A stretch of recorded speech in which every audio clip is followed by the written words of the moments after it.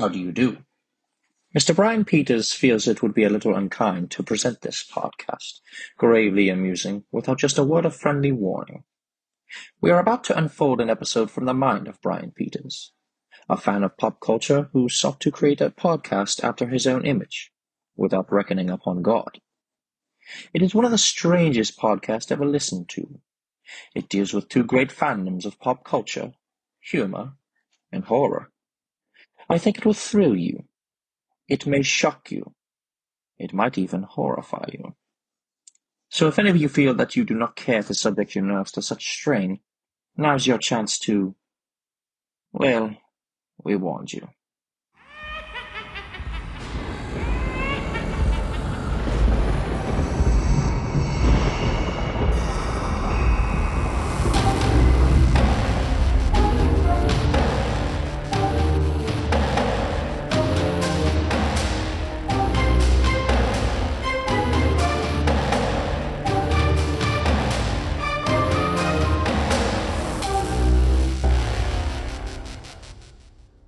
Hello, everyone, and welcome to Gravely Amusing, the only podcast that if you say our name, we will appear. Amusing. I believe in Gravely Amusing. I greatly apologize for the delay in episodes. Life has been a lot of adulting these past 2 months for sure. Life has just been knuck and futz.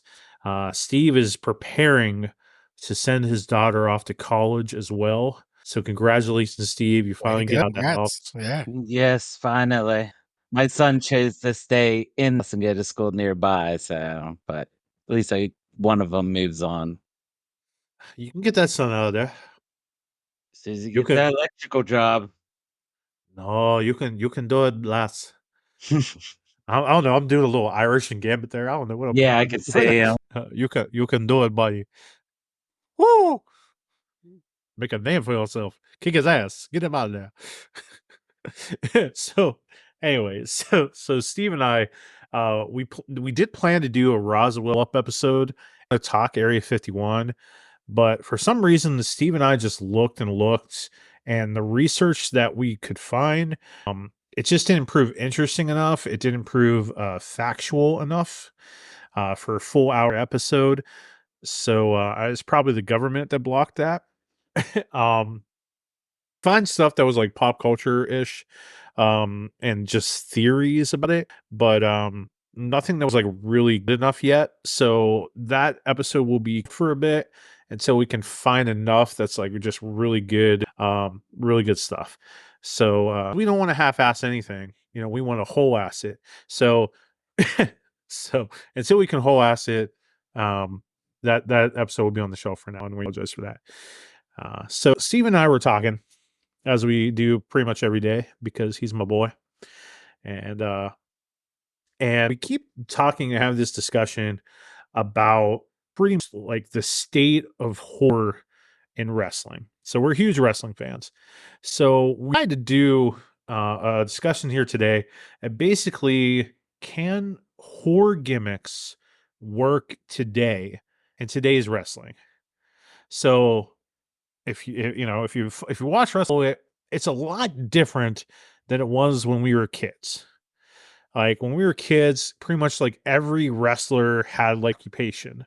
You had a dude that was a barber, you had a dude that was a police officer, big boss man. You had the repo man that would just take your car and just steal stuff. You had the bushwhacker. Hell yeah, you had a pimp. One of the most The important IRS jobs of even all. came. Remember the IRS? Yeah, IRS, you had accountants, you had this millionaire dude, you had a freaking Mountie. Like, yeah, they had like a garbage man character. Yeah, the ass man. Like Fitch just throwing out jobs that aren't real jobs. Doctor. The doctor, proctologist. Mhm. You guys. But what kind of stirred this whole thinking about horror gimmicks was definitely the debut of the Wyatt Six, and the constant debate that Steve and I have been having of whether it's going to actually work. And I'm kind of more negative. Steve's a little bit more positive about it. And we have Finch here with us too today. Finch has started watching wrestling again, probably to connect with me more because he loves me so much. And Absolutely. But wrestling is like a huge comic book come to life. It's theater. It's cinema, and right kind of having a renaissance where it's getting almost as good as it was in the Attitude Era when we were kids. So, so we have the Steve Weiser here with us today, Hello. and so Steve's here, and we have the Big Red Finchine, Dre Finch here joining us. So we have a nice little group here, and we'll get a little discussion going on here. So Steve and I, big time horror fans and wrestling fans. Dre Frankensteiner Finch, kind of like a new. You know what the Frankensteiner is? Yeah, you know what it is. Come on. But I thought that was a good nickname. So Frankensteiner Finch is kind of new to the wrestling area as they're getting into it. So we're going to talk about the current state of wrestling. We're going to talk about the history of horror gimmicks, basically what worked, what didn't work, and kind of compare them to the Wyatts and today's world. And it should be an interesting debate. We'll get into it. So the history of horror wrestling, I think horror and wrestling has kind of gone a bit hand in hand through the years, depending on how you depict like what your definition of horror is. You could kind of say horror wrestling is like your death matches, you're a very violent wrestler, overly violent. You could say that, but I don't know. Like, I would consider like more like the casket matches. there you go. The buried alive matches. Hell in a Boiler Cell. room brawl, Hell. inferno matches. Yes, yeah, that one. Those are more the horror matches I would consider. Absolutely. And all those matches, all these gimmick matches, I'm glad you brought that up because I didn't have that in my notes. Like, so many gimmick matches created because of horror characters. One in particular, probably the most, and we'll get to him because he's the top notch. but so many matches have been created through it, pay-per-views, like any of this type of stuff. So there are a few gimmicks through history that have worked pretty well. But not many of them had really good longevity. Like some were only lasted a couple months, some lasted a pretty long time. I kind of want to discuss why some things worked and why they didn't, and if they could work, and pretty much end with like, can the Wyatts really make it work, and how could they? So let's get to it. So I want you guys to be brutally honest. And if you don't know of a gimmick that I bring up or a wrestler, then just let me know. And because I'm sure some of our listeners won't remember some of these guys. That's what this podcast is for. It's about learning. So I'm not going to name every horror gimmick in history. We don't have the time. There's so many to name, so many I didn't even think of or I forgot about. Like to talk about LaPa. I'm not going to talk about Darby Allin. Well, maybe a little bit of Darby Allin. I'm not going to talk about what the hell name? Dushin Sign. Oh, dude with weird face paint. He's A&W right now. He's kind of like that goofy character. I don't know. I don't watch AEW, so I know of Darby Allin, but other than that, no I one's don't really really watch watching it. AEW right now. Nobody. Not since CM Punk left and Sting left. Nobody's really watching it. No matter what Tony Khan wants to believe. Like, where's it going? Oh Real yeah. down. And it's a shame. But they need somebody to manage the company that really is not a mark, that is a businessman that wants to make money. So if you don't know what a mark is like a Uber fan, an extreme fan, someone that is like really into wrestling. So that's what Mark is. So the first gimmick I want to talk about, it's the earliest one that I can remember, and that is Jake the Snake. So you guys remember Jake the Snake? Yeah. Of course. Yeah. Okay. Yeah. Jake the Snake. So Jake the Snake, he's the earliest one I can remember. The thing about Jake the Snake, he carried a damn snake with him wherever he went, and wrestlers were terrified. Like because he had a freaking python with him, and he carried it in a bag to the ring. Jake had long hair, mustache. Jake is actually the guy that might not have created it, but he's the one that made it mainstream, the DDT. And he used the DDT as his finishing move. No one has ever did it before. He did it. It was his finishing move. He made it believable. And nowadays, like everybody uses the DDT, and it's not a finishing move.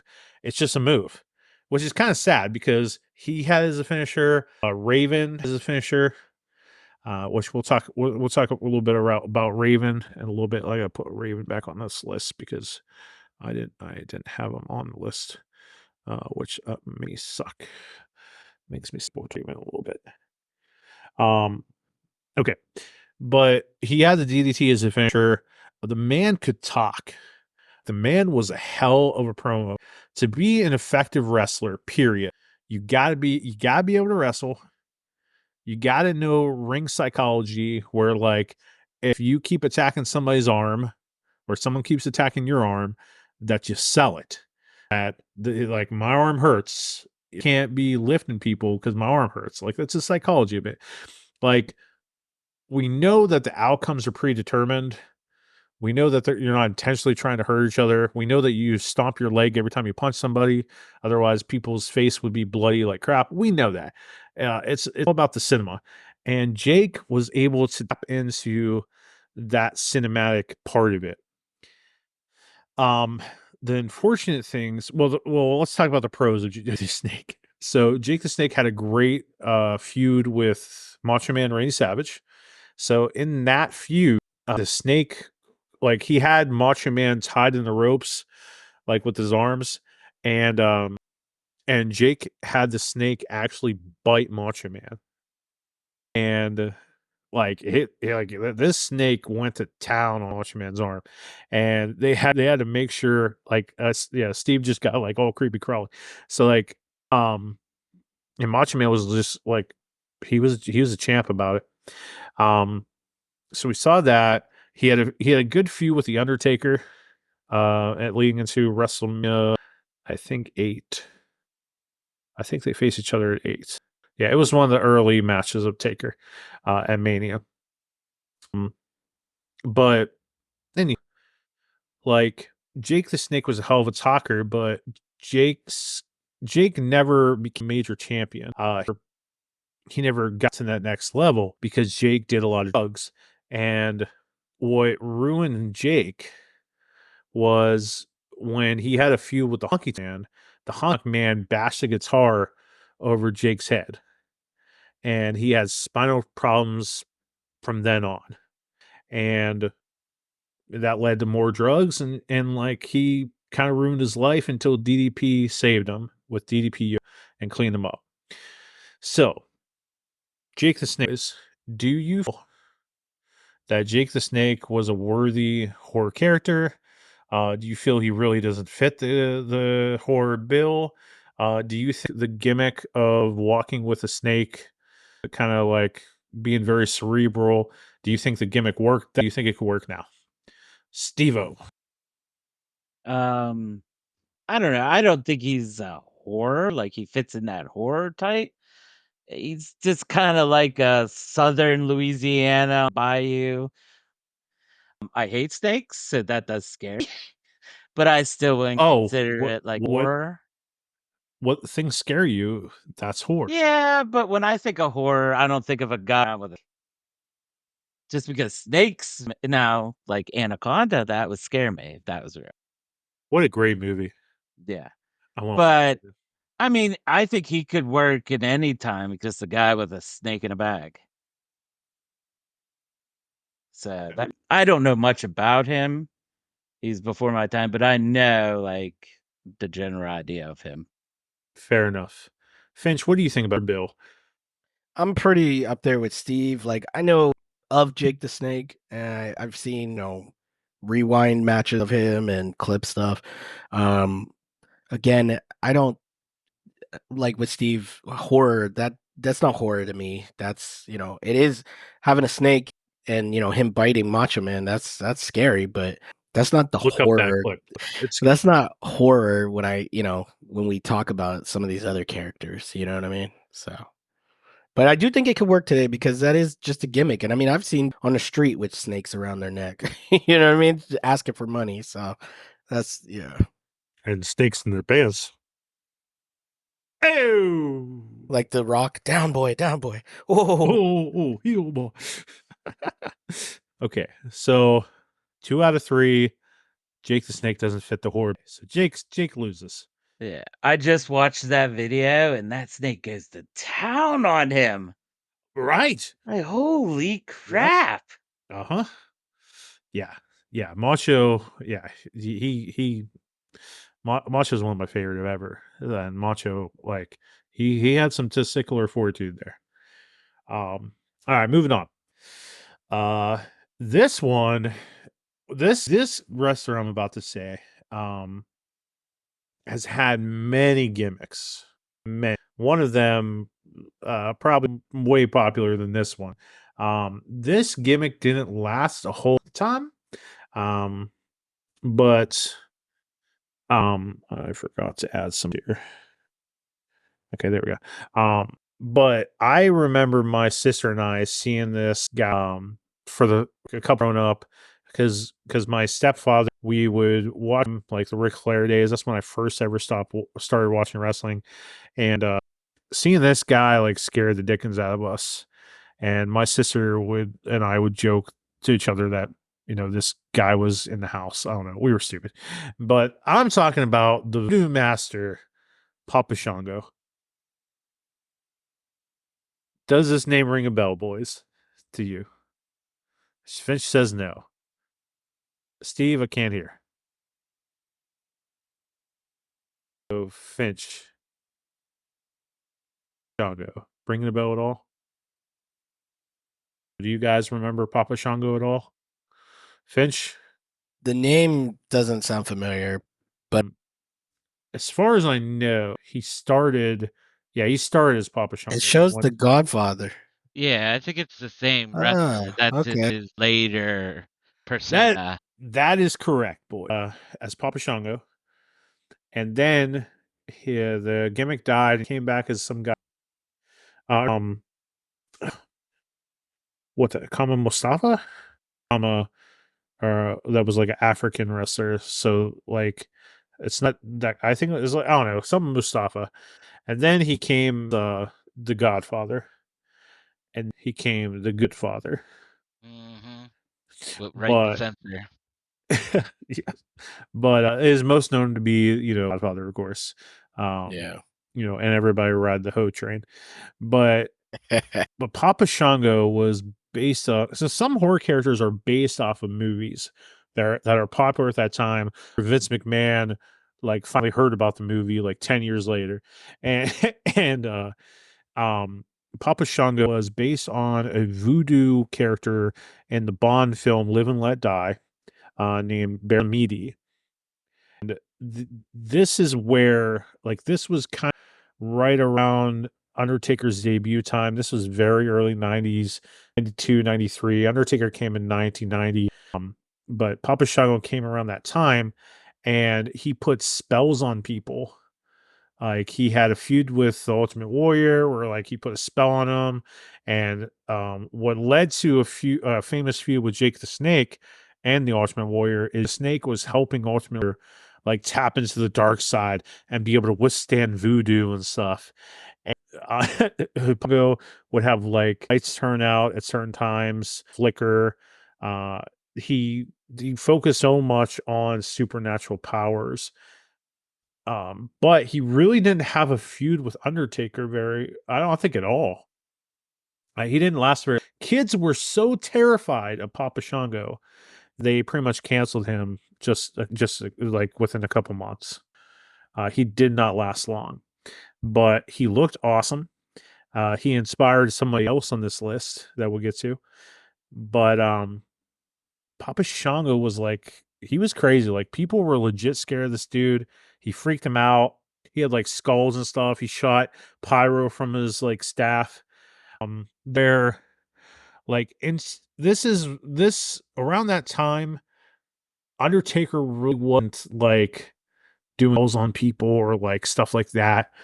But like Papa Shango was really the first one to use supernatural things on TV, like really use them. So, voodoo character, whatever. Do you think it could work today? Do you think this character delivered then? Do you think it could deliver now? Do you consider this a horror character? Steve. Yeah, I would put him in the horror, that horror realm. I don't know much about him, but I have a picture of him and he is freaky as hell with his like. He looks awesome, doesn't he? And then the curses, he did put a curse on Mean Okerlund at one point. Let So me tell you yeah, something, Mean Gene. today, yeah, I could still think it would work. Just because, like you hear about voodoo in the real life, so yeah, I think it would work now. Okay. Finchy. I think I'm looking at the photos of him. Kind of gives me Dr. Facilier vibes from the frog with that top hat and the There you go. voodoo, Exactly. friends from the other side. But yeah, like I can see him working as a horror, witchcraft and voodoo. That's fresh to me, so I could see that working. But I'm not familiar with him. Said like maybe it's just a slightly before my time. But I definitely know the Godfathers though. Well, when you're in voodoo so long, sometimes, voodoo ain't easy. So try go to pimping, then you realize pimping ain't easy. But ladies, so you just stick with it. The whole chain. Everybody nationwide. So he fits the bills. Next on the list is without doubt, one of the worst writers of all freaking time. Period. So, so in the early days before he really kind of caught his stride, Vince was just hiring people left and right. Vince, kind of the early '90s, as people went to WCW, and this was like a little bit before. This was like during the steroid era. So in early '90s, Vince McMahon was a whole steroids, giving his wrestlers steroids. Hulk Hogan was involved. He left. WWE, went to WCU. Blah blah blah. During this time, and Vince habit. Well, Vince is gone now, but Vince had this habit for a very long time of like he would just hire somebody because of how they looked. If they were over a certain height, they were very muscular. If they had a unique look, he would just hire them, even if they couldn't wrestle, to save anybody's life. And this guy's one of them. So this guy started in WCW as I forget what his name, El Gigante, maybe he was called. But in WWF, he was Giant Gonzalez. And at the Royal Rumble of 1991, no, maybe Royal Rumble, yeah, the one before WrestleMania 9. A guy comes in wearing a giant kind of Bigfoot skin suit with pubes all over it, and his name was Giant Gonzalez, and Axe Undertaker pretty much like manhandles the crap out of him. He was supposed to be like the missing link of, and that's why he had all this hair around him. Like I don't know what they were going for, but it led into the worst match of maybe in the history of WrestleMania, the worst match of WrestleMania 9 for sure. And it took years off the Undertaker's career because this guy couldn't wrestle so much that he was supposed to just like hit Undertaker like in the shoulders when he would like punch him, and he would kept on hitting the back of Undertaker's neck, and Undertaker pretty much like was done with this dude and beat the living crap out of him in their later matches. Like it was a total shoot thing. Shoot means it's realistic. He just bought this dude because this dude just didn't get it. He was such a liability. So Giant Gonzalez, man of pubes, is he a horror character? Does he fit the bill? Could he work today, or was he just one of the worst ideas ever that Vince thought up? Steve Weiser. I'm actually watching clips of the WrestleMania match now between him and the Undertaker, and he's just ridiculous look. He kind of reminds me of an Attack on Titan character. I don't know if anybody. That's a good one. That's what a he good looks idea. like. Yeah. Yeah, like, and he just can't do anything. Like, he doesn't work today, and I consider him more laughable than horror. He's actually passed away a few years ago, unfortunately. Well, sorry for that. So Sorry for his family condolences, but he's still one of the worst wrestlers. Oh, he still sucks. I mean, he wasn't meant to be a wrestler.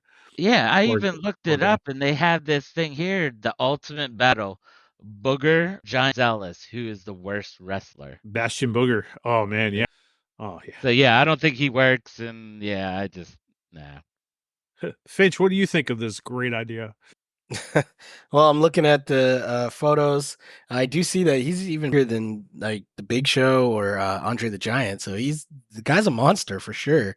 I did actually see a podcast of the Undertaker talking about how this guy was like the worst guy he ever fought. So, and yeah, pretty you just mentioned. So, I would say horror, not so much. I mean, I guess it's a horror for the Undertaker because this guy's hurt him, Phil. For real. But yeah, I don't think he works today. I mean, it's a funny gimmick. Like, I don't see it being a horror gimmick as for today. You don't find pubes scary? Not really. Oh, He'd be like the gobbledygooker, like or gooker or whatever that is. Just something Gobbledygooker. come out, laugh at, and then get his butt whooped and then get out. If it wasn't for this dude, the Great Khali would have never got hired. And they booked the Great Khali just like this. Yeah, he has like similar to him. So Yep. Yeah. Great Khali couldn't even speak English. Like, yeah, but that's a whole another thing. Okay, next on the list is a character that I really, really liked when he first started. But quickly they made him comedic. So I wanted you to put something in your head too. And this is a debate that I've had with Tyler where does all horror, like horror movie characters, whatever, eventually go to comedy? Like, do horror things eventually run their course where you have to move it to comedy? So I want you to think about that. This character, when they debuted, they would just go into the audience and you just thought you didn't know her. Like they just went into the audience and it was just a little kind of like weird and the camera kept cutting to them. So that's how you kind of they were a wrestler. But this person would just go in the audience and just like mess with kids and just like make them cry. And Doink the Clown, when he first started, obviously Pennywise ripoff. When Doink first started, he was just that was just walking through the audience, making balloon animals and just popping them and making kids sad. He would just like squirt kids, like a little bit of a Joker, 1960s Joker, as well. Squirt kids with a flower in their feather, and just kind of like mess with people. Doink first started, he was actually there was a guy named Matt Bourne that was under the mask. I believe his name was Matt Bourne.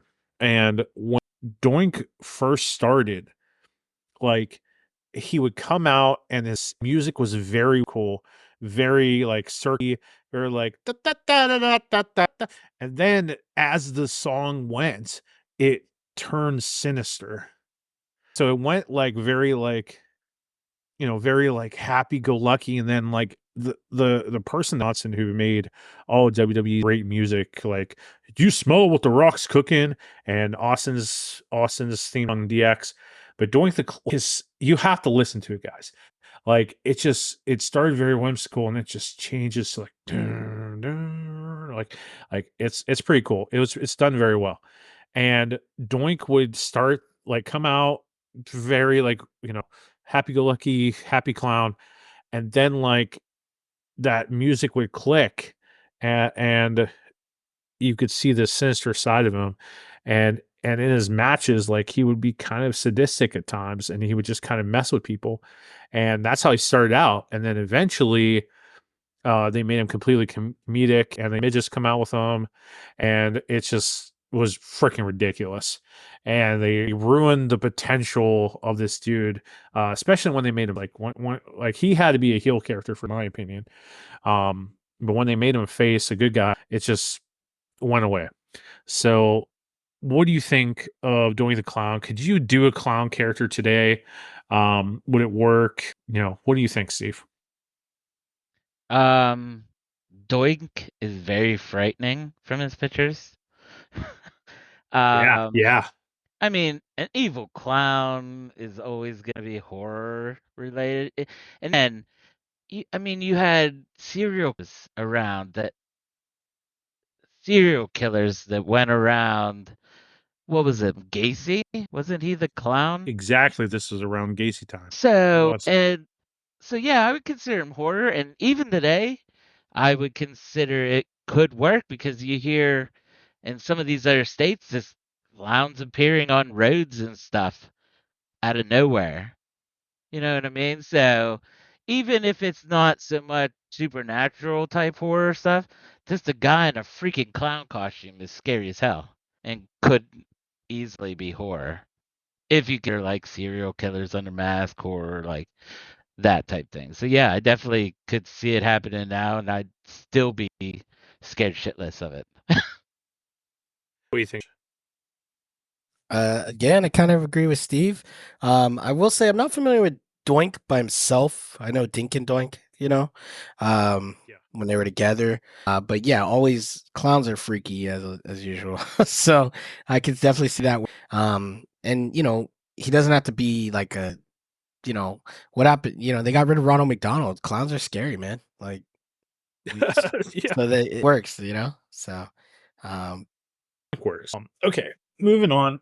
I this this character, one of my favorites of all time. I I would like I think you could put a little debate for a year of this guy's career as a horror character. Um, at least 1 year of his career. The other years, probably not so much. But what made this guy overly famous was that he based his gimmick on a horror character. So I'm talking about Sting.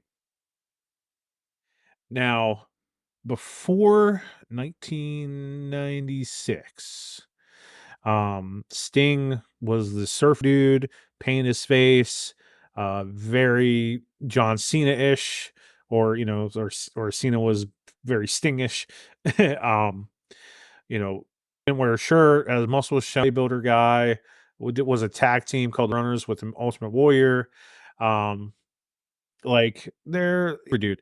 And then when WO came about, all of a sudden Sting disappeared. Sting disappeared right after the NWO debuted. So brief wrestling history. The NWO debuted in June. June of 1996, and it Macho Man and Sting versus Macho Man, Sting, and I forget who the third, versus Kevin Nash and Scott Hall. And Kevin Nash and Scott Hall said that we're invading, WCW, and we have a third man. And they decided to be in, and they turned on everybody. And originally was going to be Sting. If Hulk Hogan do it and turn into a bad guy, Sting do it, and that is a whole other conversation. But and Hogan beat them on Macho Man and beat Sting and Macho. Sting took a break for a while. I mean, came back as this dude in the rafters in crow face paint and a long trench coat. And at first, all white and just black lips and black eyes. And then eventually he changed it as his hair grew longer and he got like the teardrops down, and looking awesome. And for a whole year from like late 1996 to late 97, he did not speak. He was just in the rafters watching Hogan, and eventually, like, he would attack the NWO and save people from being beat downs. Never really said anything. All building to this match against Hogan, this guy versus bad guy, this guy that tapped into the dark side to defeat the Ultimate Evil, whatever. And still would keep this crow gimmick for years, and then eventually he went to a Joker gimmick when he was typer for a little while. So, do you guys put Sting as a horror character, or do you just put him as just a creative character? Whoever wants to talk.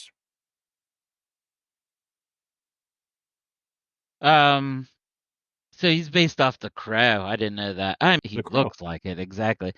I don't know about you guys. I don't really consider the Crow horror. The movie. Well, we're going to be talking about the whole Crow franchise and the new movie in a couple weeks. Yeah, I mean, it's not. I guess you could consider it with the Crow and being from the dark, but I don't know. He just looks like a heavy metal rocker, dude.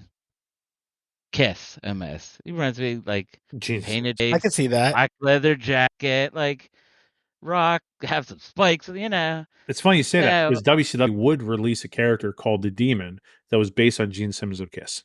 Oh, really? Yes, sir. So, Gosh, I I'm such a mean, nerd. I consider him more of a rocker type. Again, he's another character I really didn't pay attention to. So You're missing yeah. out because Sting's work is some of the best ever. Yeah, I like Sting. And when I see him in the Joker look, it actually gives me more of a walking fear more than Heath Ledger. But Oh, okay. but no, yeah, Sting. He's up there with like, the look of him and never talking. He never talked. He had the face. Sometimes he had the red, so he looked like he'd have like the cane look on his face.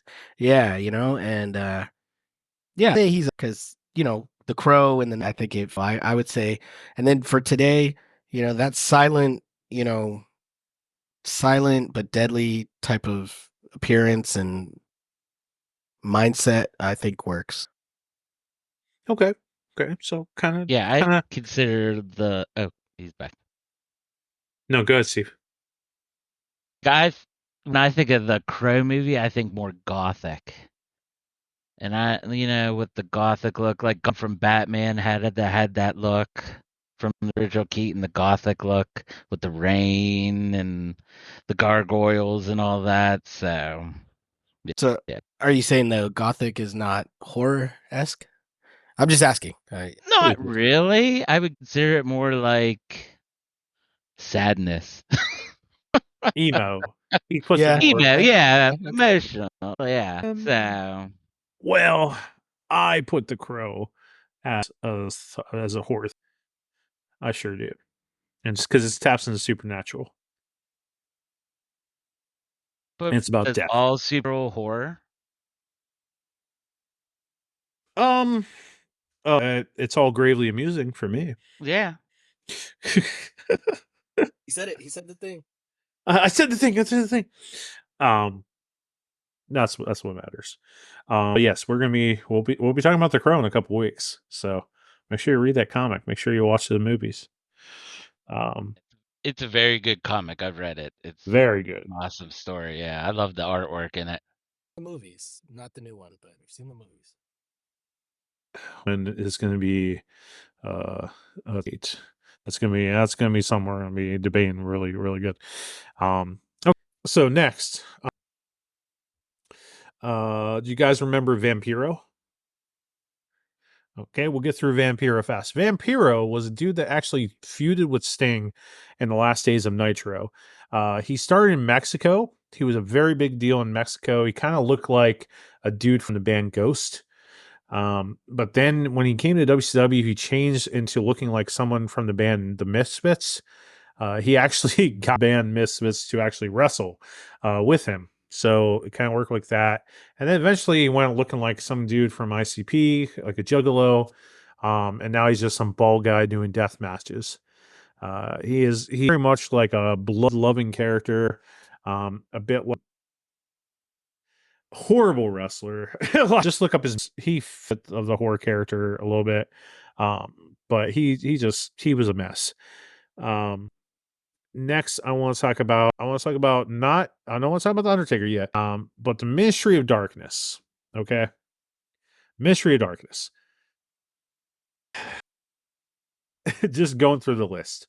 So we had Gangrel head character. And this was like right around. This was like Gangrel was based on a video game character in Vampire the Masquerade. He was based on the Brood with Edge and Christian. Were based boys, much heavily influenced by Lestat and Interview with the Vampire.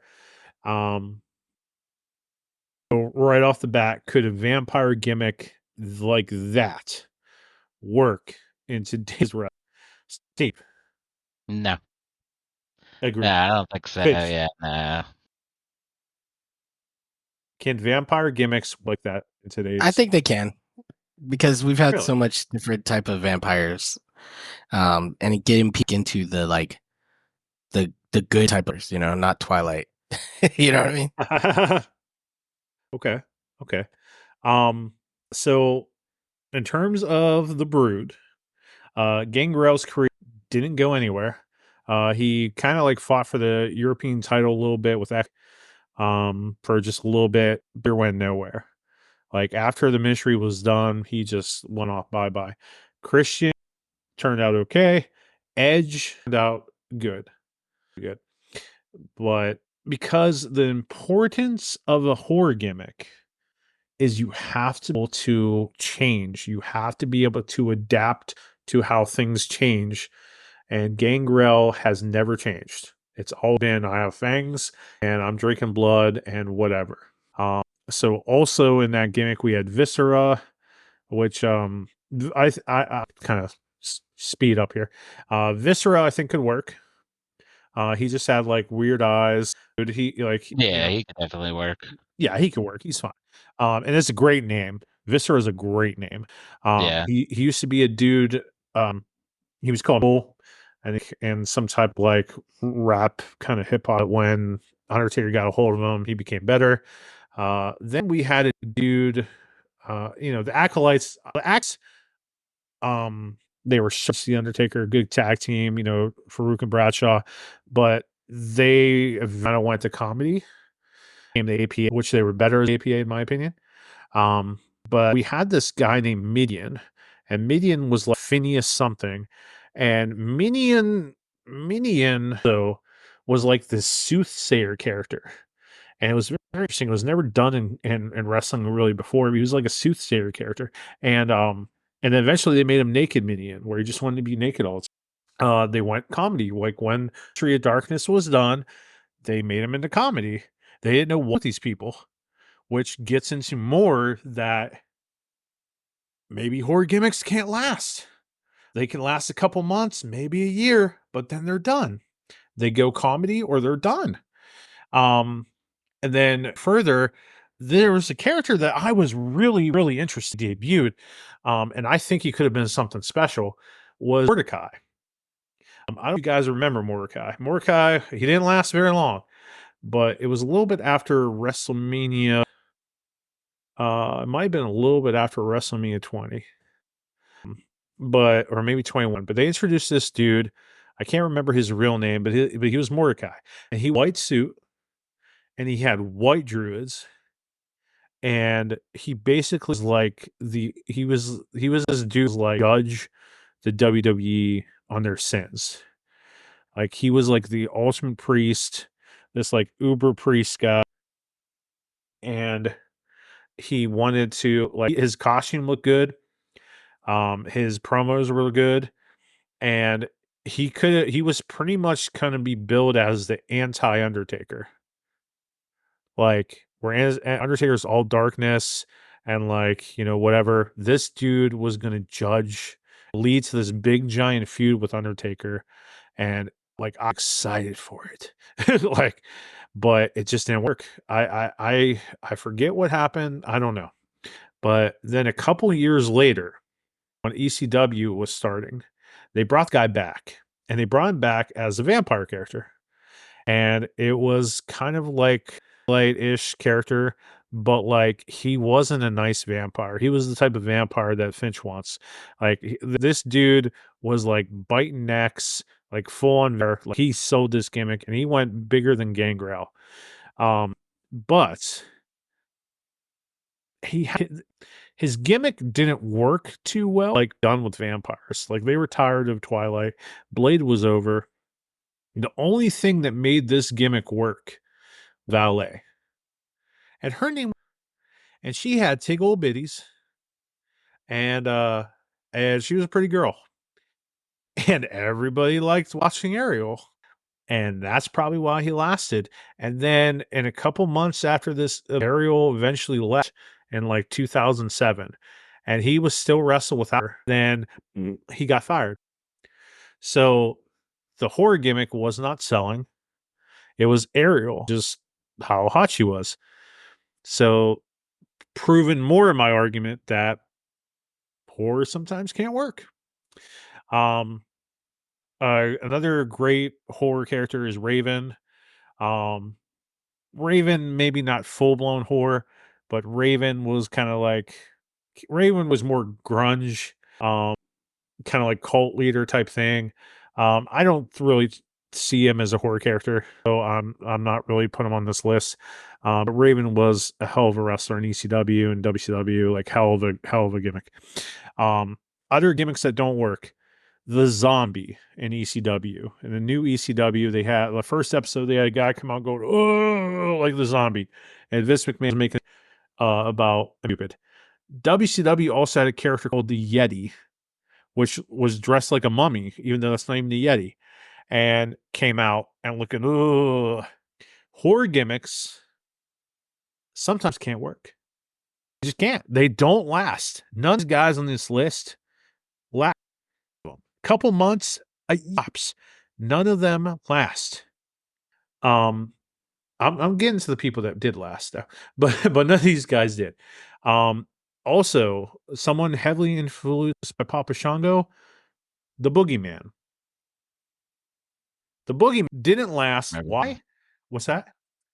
I remember him with the worms coming out of his mouth and his creepiness with his staff. Didn't he wear a clock like Yep. Flav? Yep. So Flavor that's Flavor Flav. Yeah, boy. But the Boogeyman, no one wanted to work with him because of the worm thing. Like, they're like, dude, I don't want this dude to put one to kiss me with worms. Like, what you double hockey sticks? Like, no one wanted to work with him. Didn't last very long. They kept him. They had him come back a few times to do Halloween gimmicks, but he doesn't work. He's freaky enough for sure. Do you want him to come back? I think it could work. I think that's creepy looking. And like I said, I love him. guys, You think that this guy could work? I could work, man. Like the outsider type of stuff. Like, people love like R-Truth and he's, his craziness, like his funny craziness. Like, bring back this crazy stuff, like that scare people. I think so. Okay. But last long term? I mean, I was gonna say the end with an overall opinion, but I think everybody has to have that heel turn or that good turn. So none of these gimmicks are gonna last ever. Like, talk more about that. John Cena was a heel a little bit after he started. He was a heel, and then he faced when he got the U.S. title. Never a heel after that. So gimmicks can work with always being a good guy or always being a bad guy. But sometimes the audience, flips people. Sometimes. So I want to talk about Finn Balor. So, so Finn Balor, he has this demon character, but brings a demon character when he's a good guy because the demon is unstoppable and nobody can beat the demon. But we haven't seen the demon in years. We've seen teases of the demon in the locker room of the Judgment Day, but he's a bad guy. The character is stupid. Like, do you think it works? Do you think he needs to be the demon all the time? Do you think he needs to go back to being face? Do you think the demon needs to be a villain and he needs to change it? What do you think, Steve? I actually prefer the demon. I think if they're gonna normally just walking around and then when he gets into these matches and gets raided, then the demon comes out as a representation of one. Work. Like there's a lot of things like Hannibal the tattoo and believed could become that demon that he had tattooed on his back. So I think it could work. Like I said, I'd prefer the demon better. Okay. What do you think, Finch? Do you think that he could bring him to make it work? I mean, I don't, I'm not familiar with him I'm familiar with the Finn Balor I'm seeing now, and he's definitely a heel right now. I could see him being evil. He's got that evil when he's just staring, So I could, but I'm not familiar with his demon persona. When certain things, like when certain feuds heat up, mostly when he was a good guy, like where the rubber match, like a rubber match is basically like the final match between feud, like who decides like who won the feud. And he would become the demon, and he comes out crawling on his hands and knees and wearing some like dreadlock things, paint over his body and face and stuff. And he's like the demon Finn Balor. Uh, I I don't know. I think the demon just looks dumb. That's what I think with the dreadlocks and stuff. It looks dumb. It's just my opinion. I Let's hear of him without the dreadlocks, with still all the other like makeup. It still looks freaky. So I I think could get see rid of the that. dreadlocks and you're fine. The dreadlock thing just looks really weird. Him with the paint, like the demon's mouth opening up, like on his chest and stuff. I think that's kind of cool. That Like looks that cool. works. Yeah. That works. But he hasn't used this gimmick in many years, which proves somewhat of my point that horror gimmicks in today's WWE, I don't, because they haven't brought it back. So moving on, do you think a Ministry of Darkness can work today? Spitfire questions. Ministry of Darkness can work Yeah. today, Yeah. and who Dark would Cult. lead it? Today, I would say like Damian Priest would be a good one to lead that. Yeah, Like I mean, yeah. Judgment Day's pretty much where they all, went to hell. Was pretty much had that ministry look. And I think that's what they were when Edge was a It part so of that group was. to begin with. Totally And was. then this summer it spun out of it. So I could think it'd work now. I think so too. Yeah, I get the vibe coming from the Judgment Day, maybe not the day with Carlito, but Right. but yeah, I definitely get that vibe. And Damian Priest, either him or man, I don't know if that's like dark like that right now. Rhea could possibly lead that ministry, have a woman leading the ministry. I'm all for that. Rhea would be Yes, perfect. I know you are. But I still don't get that Would from Rhea. What did you say, Steve? I said I know you like her. I don't know what you're talking about. I'm a happily married man. I don't find her attractive whatsoever. So anyway, Fitch, you were saying? I don't, Steve mentioned about like gothic not always being horror-esque, and I mean I don't see that now. Like I feel like she's more gothic. Even Damien a bit at times, but they're like the darkest characters I could see right now. So The Terror Twins. Yeah, it's fair. Okay. Now to the top three. The top three I want to mention here. Starting with number 3. Mankind.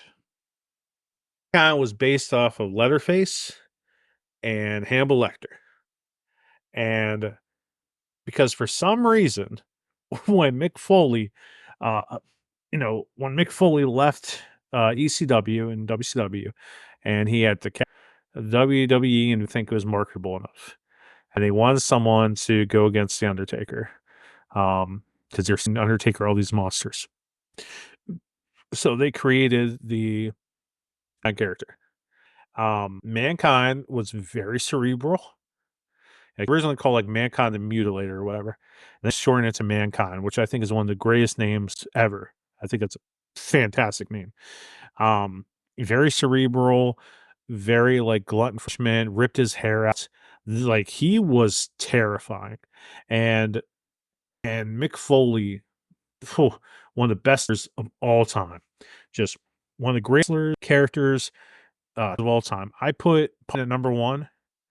I put probably CM Punk number two, and then I put Mick Foley number three. Which I could flip Punk and Foley like all the time because they just got it.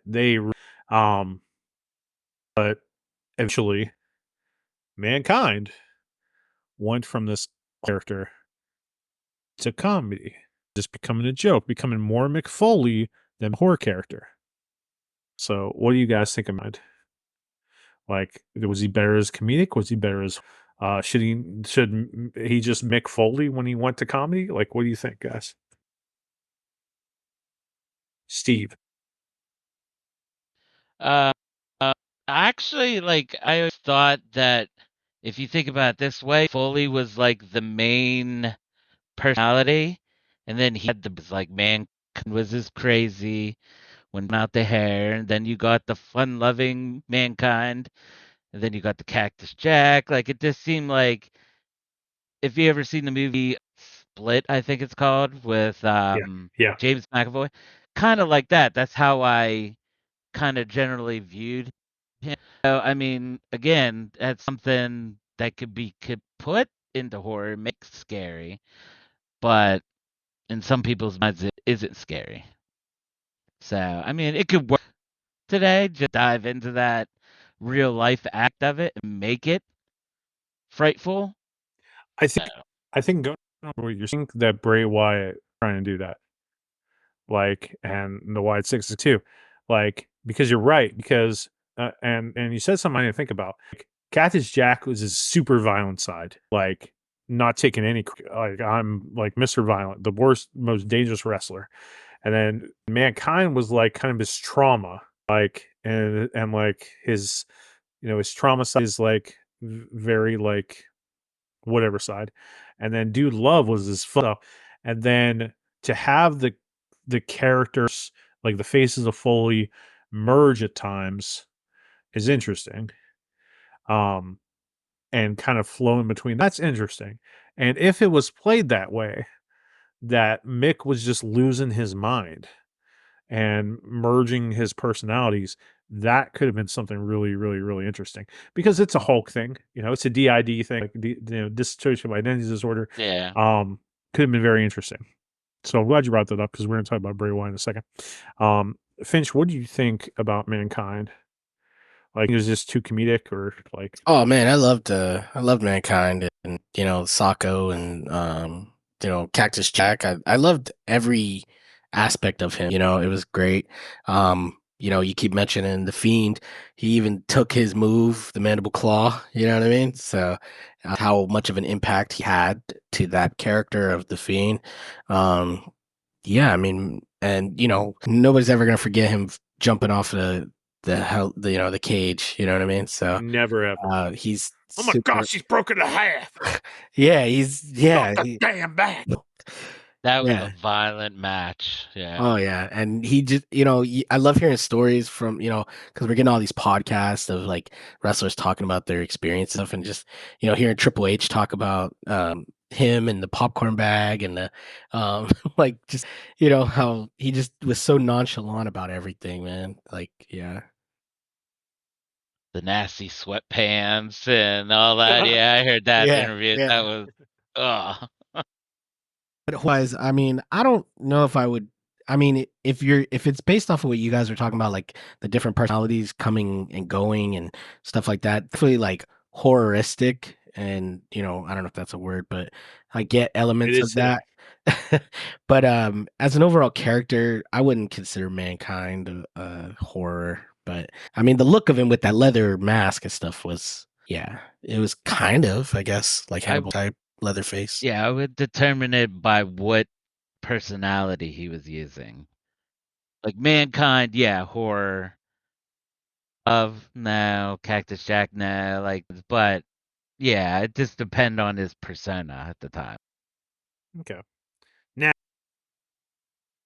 the one horror gimmick, the two horror that have stood the test of time. The horror, like, it is unbelievable that it lasted this long, and still to this day, it's still one of the greatest gimmicks of all time. In my opinion, he is the greatest wrestling character of all time, and that is Mark Calloway, hands down, the greatest wrestling character of all time. And because of Mark, you were able to have the second greatest horror character of all time, which is, of course, Kane, his brother Kane. Where Undertaker was more classic monster movies, was like zombies, Mortician. When he was the cult leader, he kind of was like Dracula, like, supernatural powers and just like being this cult and like this, like what could he do? And this didn't really have the charming charisma and sexuality, whatever, of Dracula, but like the control and all that stuff. Undertaker was able to adapt to. When he first started, he was part of he was brought in by Ted DiBiase in 1990 Survivor Series, November 1990. He was brought in, and his original name was Kane the Undertaker, and then he just shortened it to the Undertaker. He had a brief stint in WCW as like Mean Mark Callis, I think his name was, and he was part of a tag team with a guy named Dan Spivey. That guy, Dan Spivey, would eventually come to WWE in mid 90s and be a character named Mercy. And Waylon Mercy was based off Robert De Niro's version of Max Cady in the movie Cape Fear. And Cape Fear was actually a remake of an older movie. And Waylon Mercy was this Southern gentleman that would cut promos and talk kind of like about changing the WWE and like changing the world. He was very light, but he had weird tattoos on his body, and he had a dagger tattoo on his forehead.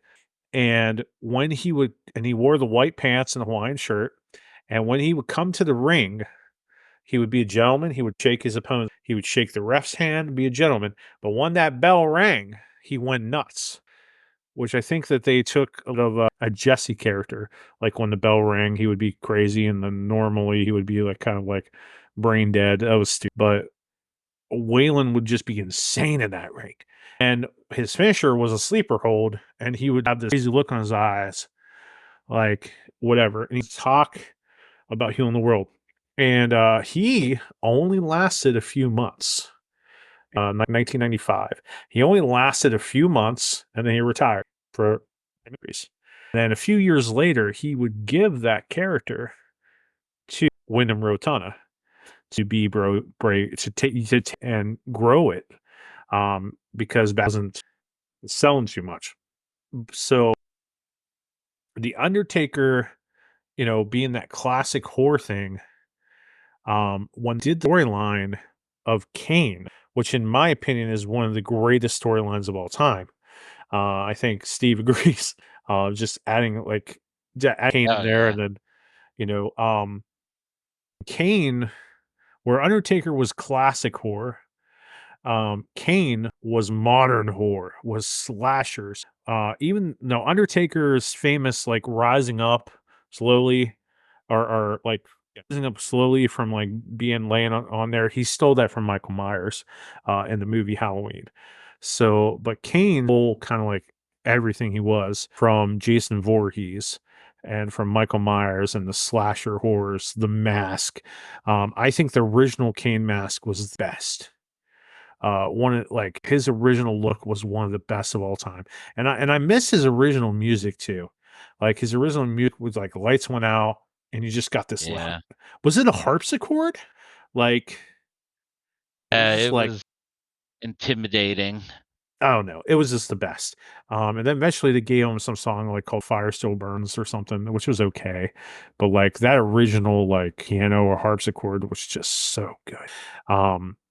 And I know he couldn't see very well in it mask, but that mask one of the greatest ever.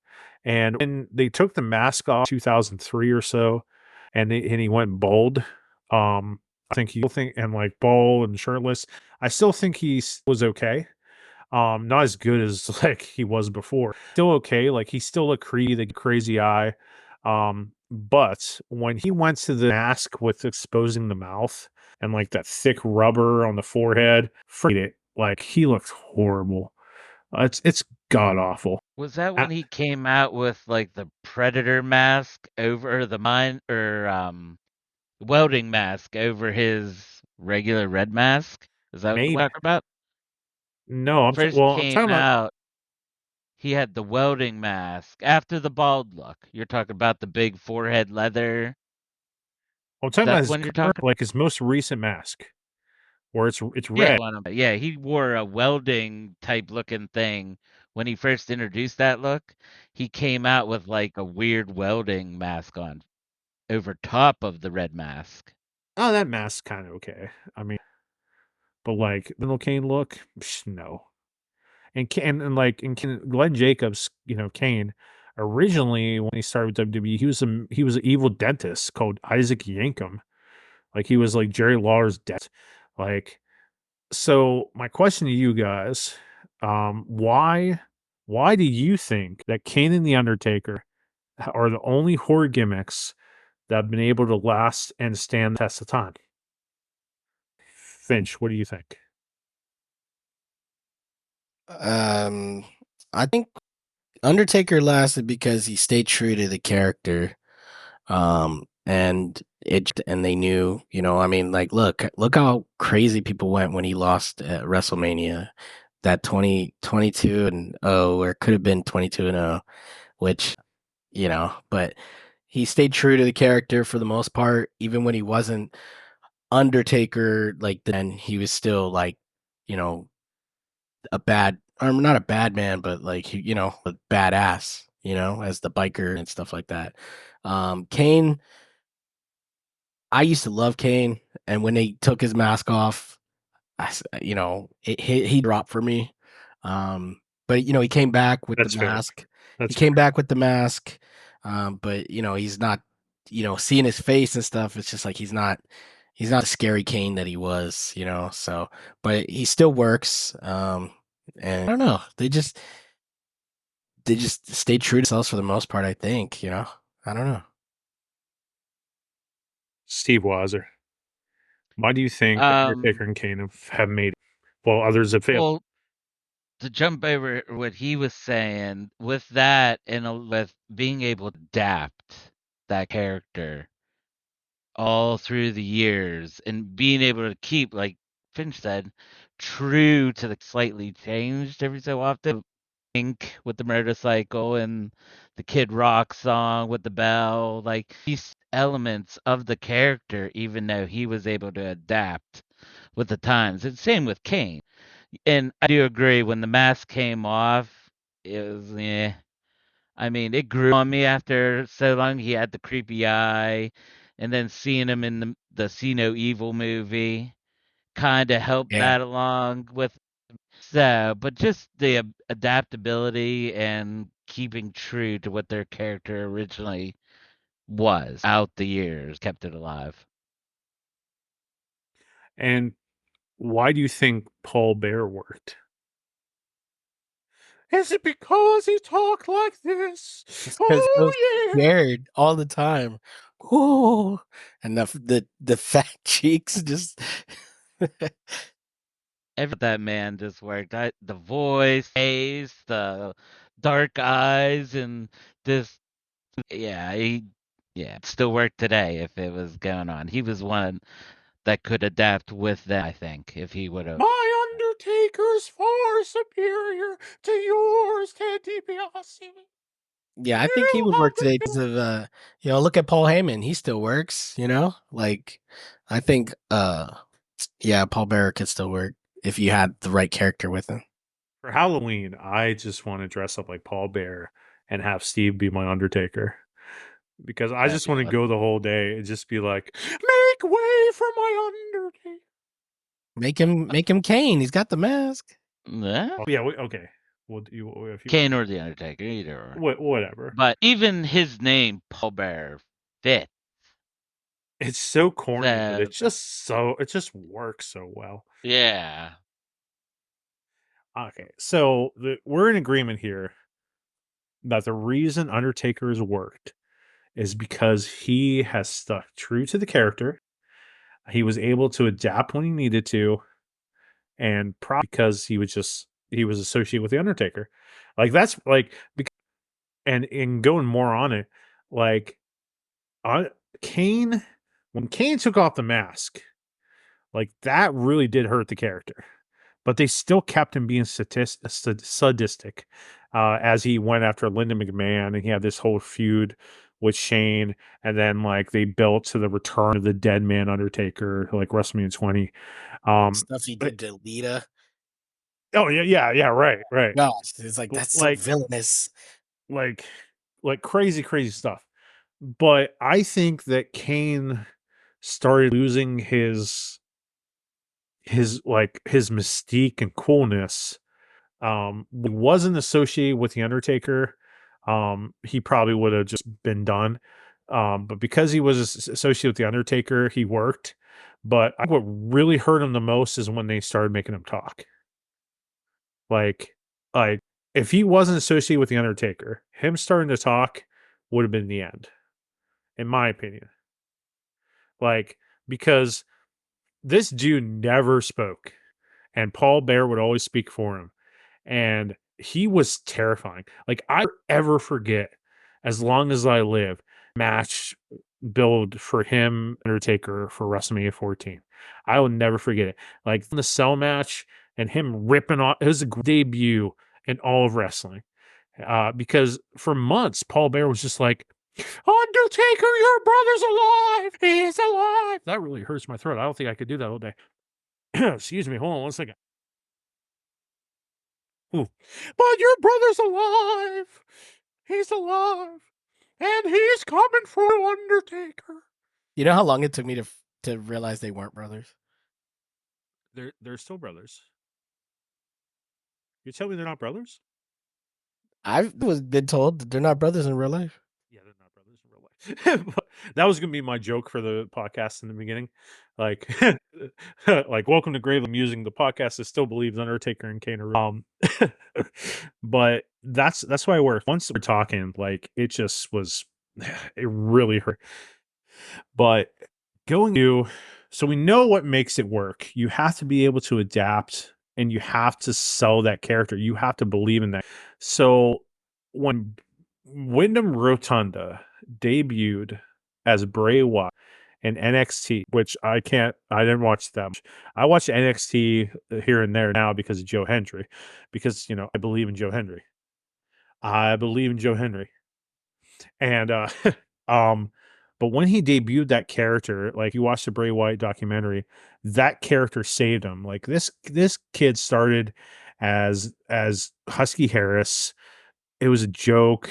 The Nexus could have totally worked if they would have won that SummerSlam match against Cena and his crew, but they had him lose. Like, why the hell would you do that? Like, you need to get over. But that's a but when Dan Spivey gave him the Waylon Mercy character and like create Bray Wyatt, it really, really worked. And in my opinion, the Bray Wyatt character would still work today and was the best version of his character, in my opinion.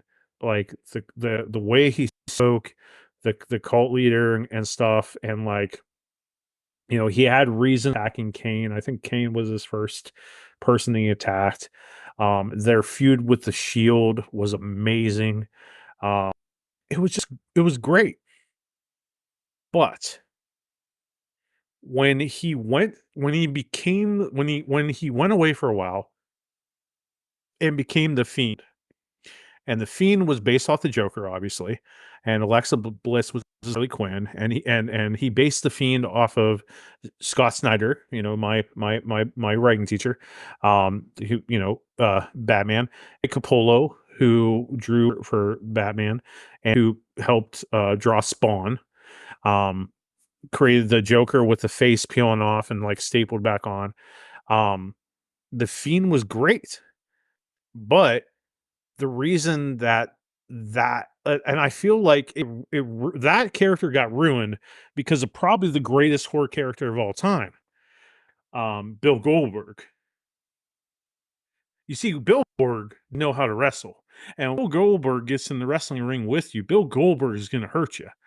And if the Fiend did not lose to Bill Goldberg, the Fiend would probably still be around today.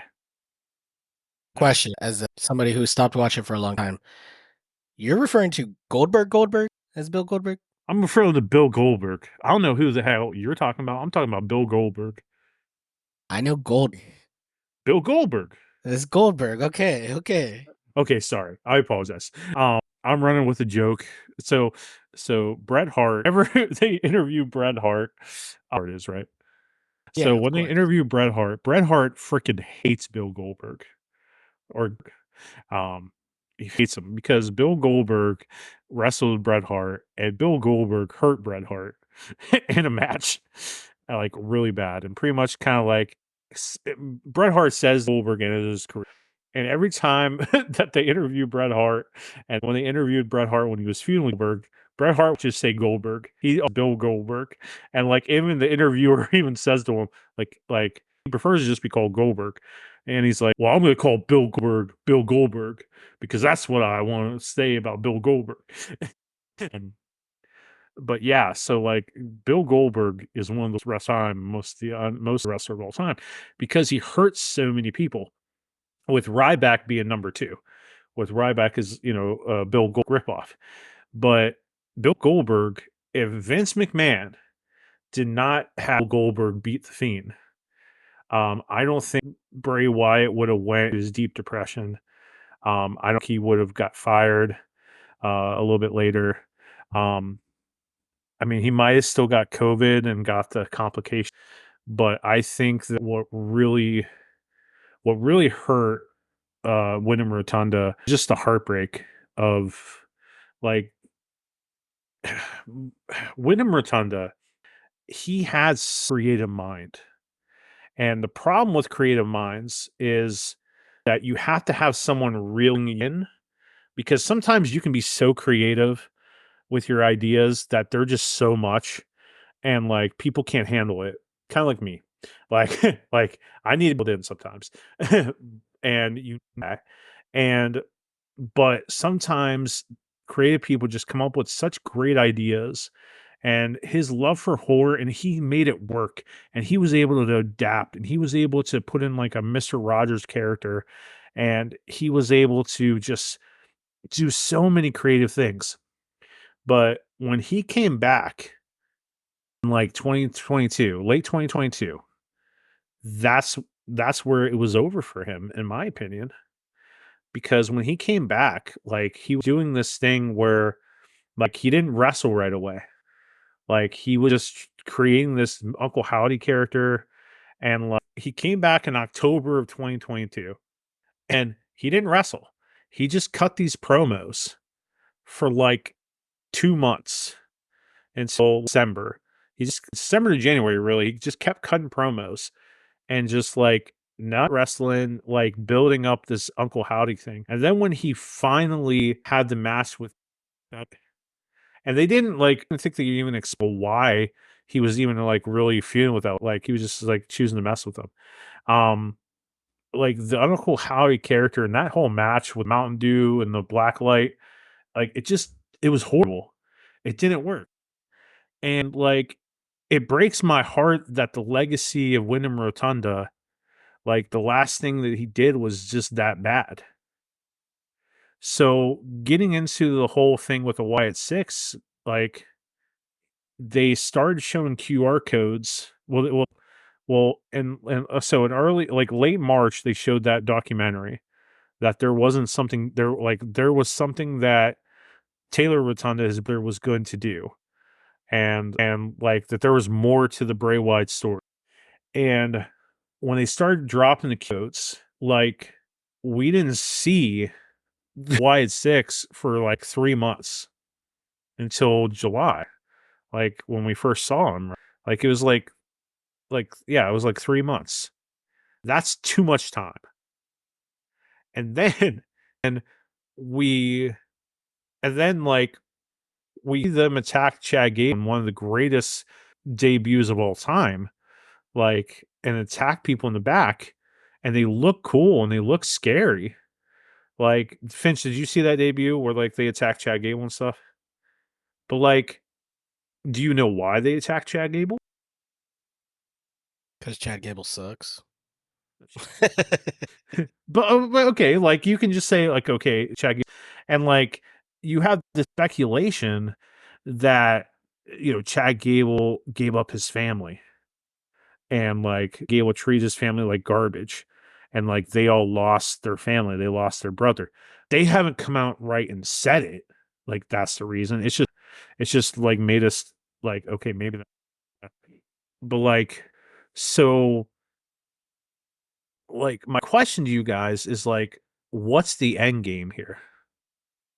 Like why did they go Chad Gable? Okay, when they're done with Chad Gable, who are they going to go for? Because in today's WWE, like they're owned by TKO, which owns UFC. They're now putting in like all these sponsor stuff on them. Like before, it was just a regular ring. Like WCW days, they just had WCW on. But now it's all sponsors. They're getting ready to go over to Netflix International.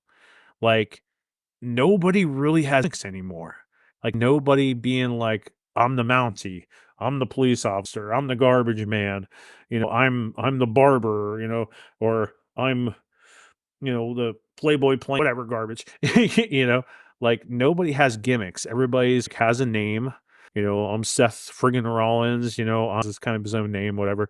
Um, there's no like Bastion Booger or Giant Gonzalez or the Big Show or the Giant. Like it's all like it's Seth Rollins. Well, CM Punk, but we know his name's Phil. Drew McIntyre. Well, what about main Gold event Jey Uso? Uso is his own name. Main event's his own name. Like I mean it's a nickname, but like but but everybody Yeah. has mostly real names. And also like what made the was kayfabe. You guys know what kayfabe is? Well, let me tell you, because I knew you probably didn't know. So, kayfabe or the art of kayfabe is basically keeping a story as believable as possible. So, like, if like what the hell his name is, David Cornsweet is now going to play Superman. So, kayfabe would be that if a kid believes that he is really Superman, that he makes that kid believe he's Superman. So if the Undertaker, like back in the day, the Undertaker was the master of kayfabe because he never did like interviews with people. He never really showed up anywhere. He kind of like kept to himself, making people believe that the character could be a dead guy, could be what the Undertaker was. Now, one of the most famous things in wrestling history was the curtain. Now, the curtain basically that so back in the day, if you were a bad guy in wrestling, you would negotiate with good guys. You wouldn't meet with them. You wouldn't sit with them. You wouldn't talk with them. You wouldn't be with them in public. You didn't ride in a car with. You didn't do anything with them. They were bad guys and good guys. So the curtain call, it was like a live house show. Triple H at the time was it was Triple H, Shawn Michaels, and Nash and Scott Hall and um, Sean Xbox. Waltman and Xbox. Yeah. And after the match, and like some were heels, some were good guys, and the match all hugged each other and raised their hands. So the good guys and bad guys. It's called the curtain call because Nash and Hall were going to WCW. So as they exposed the business that that wrestling is not real, that these guys are friends, because they exposed the business, Vince McMahon punished Triple H for that. And that's why Triple H doesn't have much of a push during that time until DX formed. So back in the day, you didn't have social media. You didn't have all this stuff. So in today's wrestling, all these guys are posting on social media and girls posting on social media, we're friends, we're good. And on the debut freaking night of the Wyatt Six, they're all out in a restaurant and take a photo with the fan, post it on social media. Like on the day that they debut, they're at like a White Castle or something.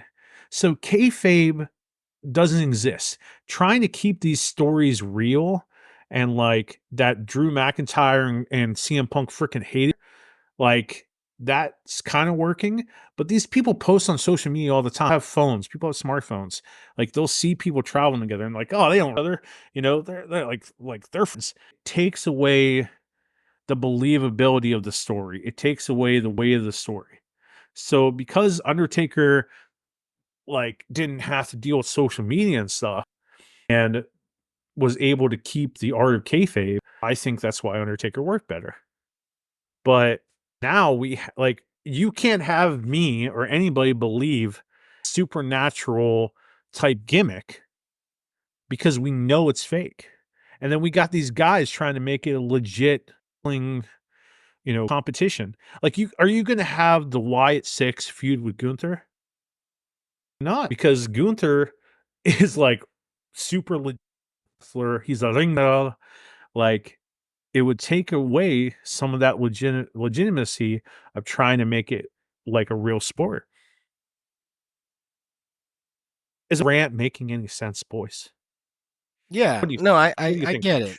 it. I just believe that the gimmicks are not necessary. Wrestling is in a different place than where it was in '90s and the '80s, even the early 2000s. Especially with everything that went on backstage with Vince McMahon and all that stuff. Like wrestling is not where it's at. They used to get away with a lot of stuff that is not acceptable now. Our culture has changed to where it's like some of these things just don't work and they will never work again no matter what. And if you do try to do those things, you're going to alienate certain people and it's not going to work. But at the same time, social media has ruined certain things because, like, I mean, I'm seeing podcasts of, talking about went down behind the stage and stuff. Exactly. And I love watching that stuff because it's like, these are things that we grew up are like, oh, what? That really happened like that? So that's cool. But at the same time, I think the WWE or any rest fashion has acknowledged, and everybody knows that, I don't want to say the word, I hate saying this word, fake, scripted, whatever, Yeah. but it's like we're all aware of that, and they're actors. It is still a physical profession, but I think everybody knows what wrestling is now. And it's just like if we're watching a Marvel movie, we know that, okay, the Hulk is not real. He's a CGI character. Watch him and enjoy watching him. And I think that's where we're at now, where they've acknowledged that what you're seeing is not actually happening all the time. And but yet it's still entertaining and they can still continue with some of the funny storyline, the horror gimmicks, lines and stuff. And I do think that, look at when those lights go down and you hear, you see the smoke and you hear the music for the Wyatt Six, the audience goes crazy. You see all the cell phones and the lights and everything. I bought Everybody loves it. Yeah, everybody loves it. So as of right now, it's working. I don't think it's gonna be thing past maybe 3 years. You know what I mean? Because they're gonna look at all the teams that have split up, man. You know, the Judgment Day split up. Now they formed a new Judgment Day. We've got the the the the bloodline is wherever it's at, that's split up. We're gonna get old bloodline versus new bloodline type of stuff. We've got, it's like everybody, they all eventually go their own way. One person becomes more famous than the others, and so I think eventually that's what's gonna happen. The White Six is not gonna be the White Six, but I don't know. I don't know if my rant but makes sense, but I just think No, wrestling I there like it. I like your wrestling rant. knows where they're at, and I do look forward to the future of wrestling. Like it pulled me back in, and I haven't watched wrestling in years. So I think they're doing a good job.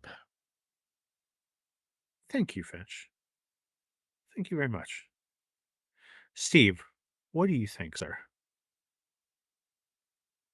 See, I'm the opposite. I like it because it's somewhat based, like, even if they're out eating White Castle and stuff, um, I don't know how to explain this. Like, it could still work because I consider WWE my soap opera, to be honest.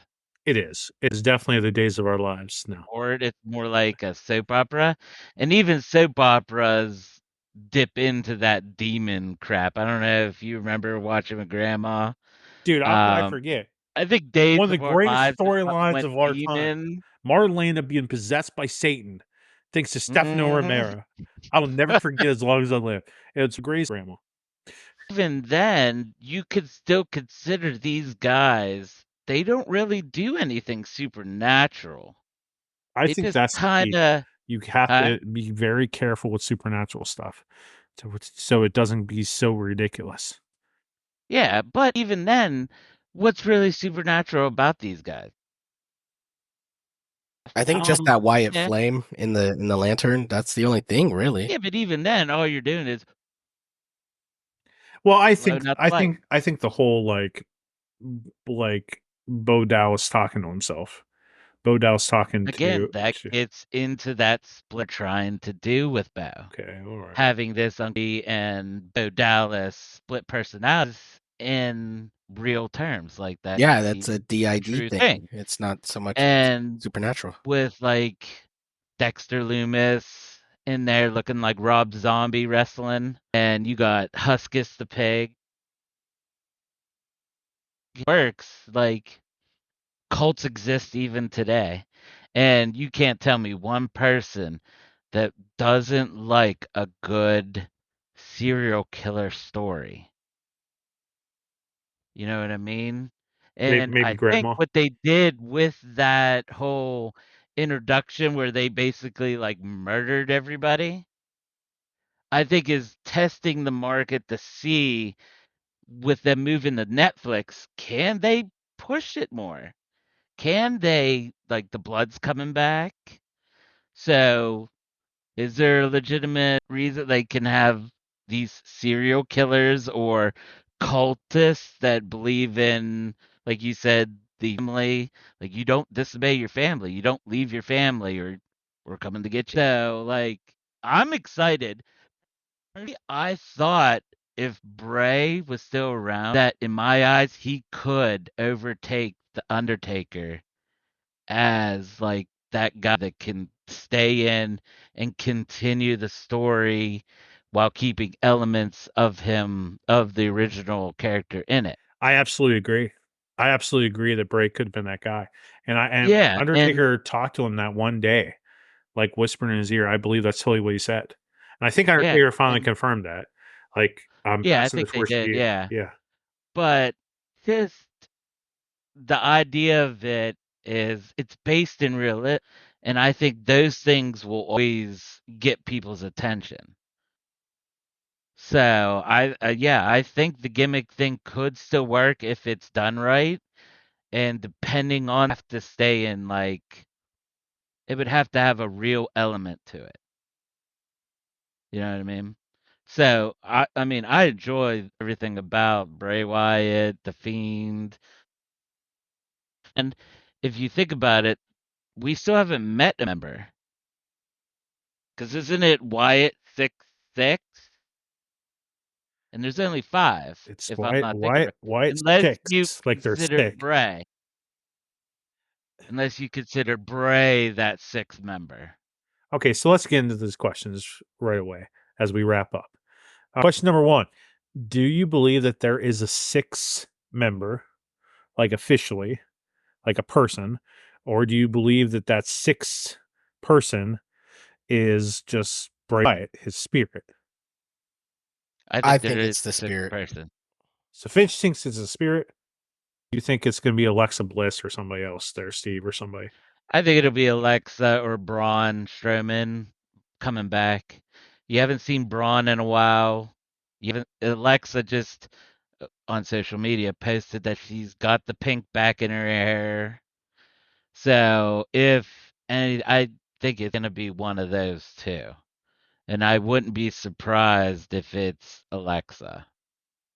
Just because of how much he worked with that, with the Fiend and everything. So I think there is a 6th member, but if they end up deciding they want to change it, they could come out and say, yeah, Bray, that 6th member. If they have it built in where it could be a 6th member or it could be Bray, like Bray's spirit.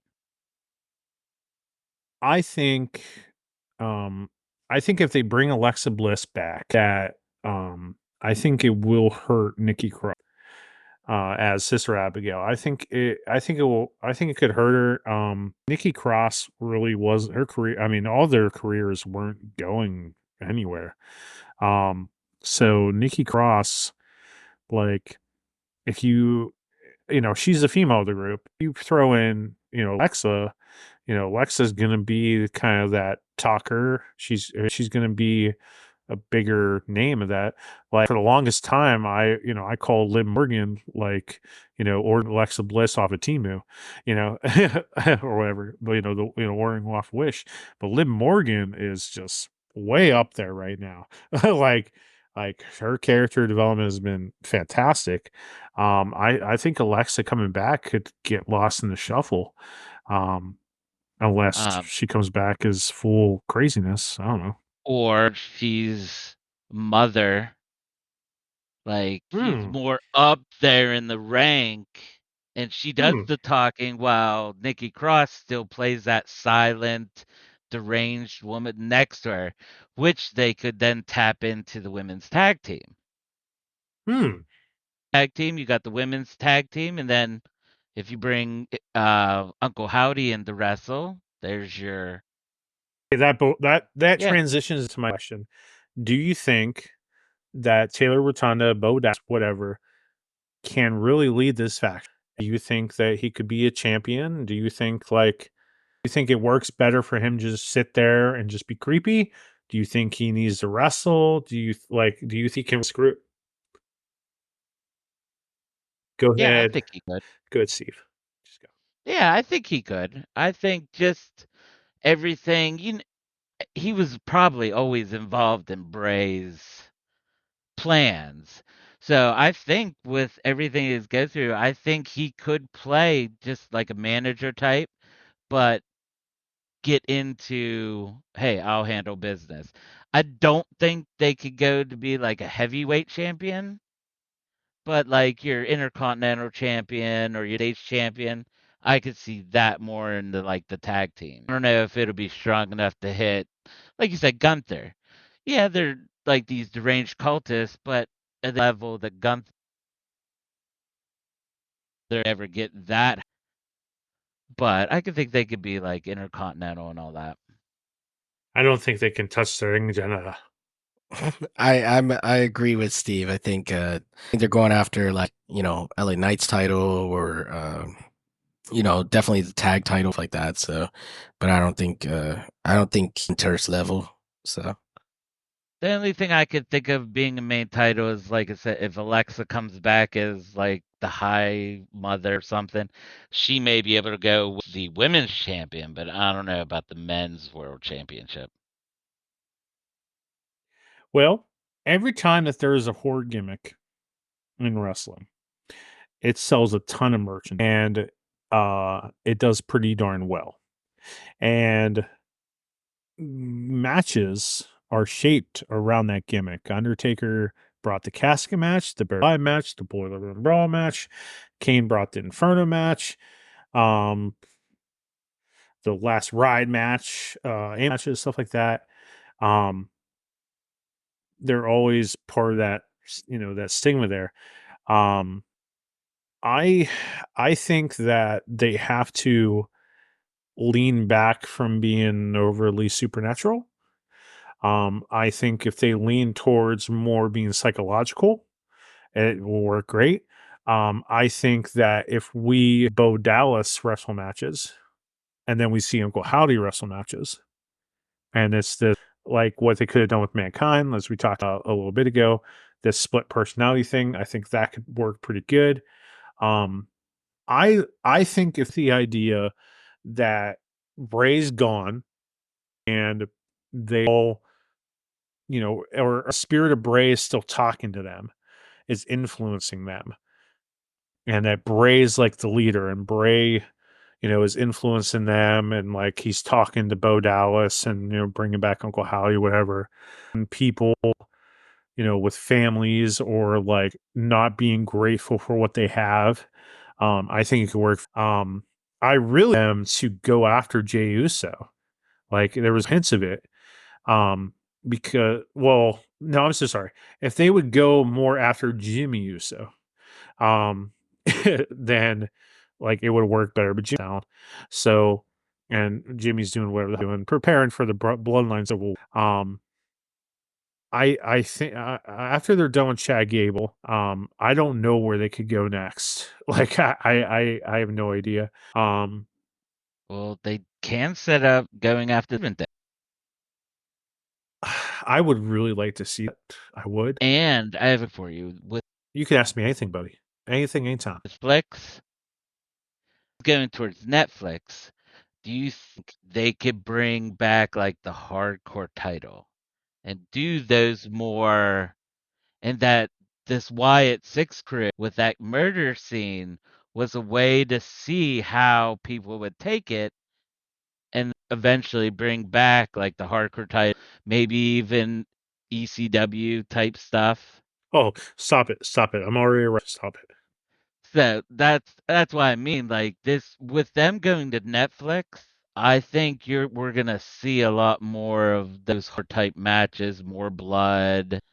Not to the extent like AEW was doing it, Well, but AEW just does it just to do it. There's no story yeah, behind it at all. Just to do it. bring that back and have that hardcore title back, that's a title I could see and them going for. Okay. Sign me up. And I've been saying forever, if they brought back the hardcore title, like I would want Kevin Owens to be the hardcore champ.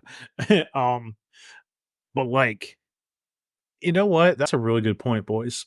Because if you go to Netflix and you have this international it's like what made the Attitude Era so great is everybody. Like, you had the scaling cattle women for the perverts, and the kids going through puberty, like us. You had a boxer character, like Mark Marrow, you had Steve Blackman, you had And Ken Shamrock. Shamrock, like legit fighters. You had talkers like The Rock, and you had your Dirty Boys, and you had the Dudleys, and like Dark gothic for those emo and gothic people. you had a porn character, you have a pimp character, you had Yeah. TNA, and and then you had like Lita, like And the Punky, DX Rebels. and the Rebels, DX, like you had everything for everybody. And like right now, it's just like there isn't everything for everybody. But the Wyatt Six could lead. So I'm excited about that because like I like hardcore wrestling, like, but I also like things having a story behind. Um so I don't believe you just like that interview they did with like CM Punk a couple months ago at that pay-per-view where it was when he like screwed Drew out of the title. I think it was at Money in the Bank, and that one interviewer was like, "I think your first match with Drew McIntyre should be a Hell in the Cell." And Punk was like, "Well, I'm really glad you're in charge of a wrestling promotion. Get the hell out of here!" like, like your first match. Like it should lead up to that. But I think there are people that kind of get lost in the shuffle that are great. That's why ECW really succeeded, because it was all these wrestlers that nobody like they forgot about. They didn't do anything, and like they showed them, hitting someone with a chair and cutting awesome promos. I'm just gonna murder you. It was awesome. I think that they need to be careful exposing themselves too much in terms of like taking photos with people. I really think they need to be careful, because that one photo, I think it hurts him a little bit. Respect the fan, like you have to be like, no photos, something like that. I don't know. You have to do something, and someone might try, is gonna still try to take a photo, like, as everybody has a phone. But need to stick with that. They need to stick with the split characters. They need to stick with the trauma, because everybody's, mental illness is a real thing. Like I suffer from it. I know other people do. I lost a friend to suicide because of it. Like, focusing on trauma and dealing with loss, like, people can relate to that. And tapping in that trauma and the psychological and being angry about it, and how people don't appreciate things, that can work. And they need to like focus on that. Focus sick, the SICK part, that we have mental illness, we have trauma, we're sick.